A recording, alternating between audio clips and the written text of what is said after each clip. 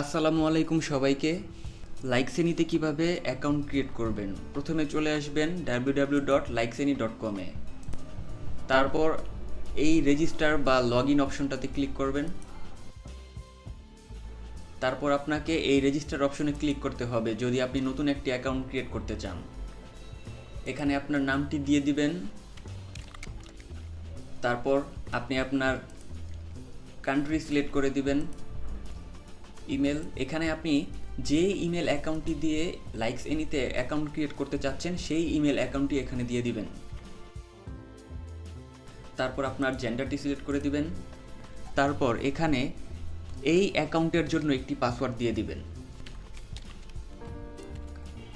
Likes এনির যে terms and কন্ডিশনগুলো রয়েছে সেগুলো পড়ে দিবেন। তারপর এখানে চেকবক্সটিতে ক্লিক করে দিবেন।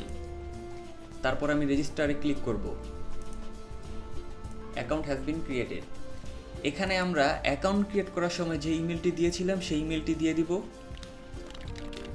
তারপর আমরা আমাদের পাসওয়ার্ডটি দিয়ে দিব।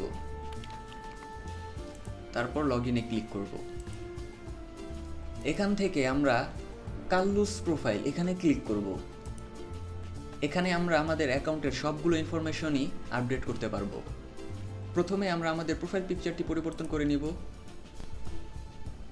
আমাদের ছবিটা আপলোড হয়ে গেছে। এখানে আমরা আমাদের বার্থডেটি দিয়ে দিব। প্রথমে মাস সিলেক্ট করব, তারপর দিন সিলেক্ট করব, এরপর আমাদের ইয়ারটা সিলেক্ট করে দিব। তারপর আমরা আমাদের ব্লাড গ্রুপটা সিলেক্ট করে দিব। তারপর অকুপেশন দিয়ে দিব। তারপর অ্যাবাউট। এরপর আমরা আমাদের অ্যাকাউন্টের পাসওয়ার্ডটি দিয়ে দিব। এরপর আমরা আপডেট বাটনে ক্লিক করব। Account has been updated. অ্যাকাউন্টের কোনো ডিটেলস একবার আপডেট করার পর 5 দিনের মধ্যে আমরা আর আপডেট করতে পারবো না। 5 দিন পর আবার আমরা আপডেট করতে পারবো। এখন এখানে কিন্তু কোনো কিছুই আর আপডেট করা যাবে না, কিন্তু আমরা চাইলে ছবি পরিবর্তন করতে পারবো। এখান থেকে যদি আমরা এখানে পোস্ট অথবা ব্লাড সেকশনে যাই, তাহলে আমাদের ইমেলটি ভেরিফিকেশন করে নিতে হবে, কারণ আমাদের ইমেলটি এখনও ভেরিফাই করা হয়নি। আমাদের ইমেলে যেই ভেরিফিকেশন কোডটি অ্যাকাউন্ট ক্রিয়েট করার পর গিয়েছিল সেই ভেরিফিকেশন কোডটি দিয়ে আমরা ইমেল ভেরিফাই করে নিব। তারপর ভেরিফাইতে ক্লিক করব। মিস ইনফরমেশন এই লেখাটি আসার কারণ হচ্ছে একটা ভেরিফিকেশন কোডের মেয়াদ থাকে 5 মিনিট। 5 মিনিট পর যদি আপনি ভেরিফিকেশন কোডটি দিয়ে ভেরিফাই করতে যান তাহলে মিস ইনফরমেশন লেখাটি আসবে। নতুন করে ভেরিফিকেশন কোডটি পাওয়ার জন্য আপনাকে রিসেন্ট বাটনে ক্লিক করতে হবে।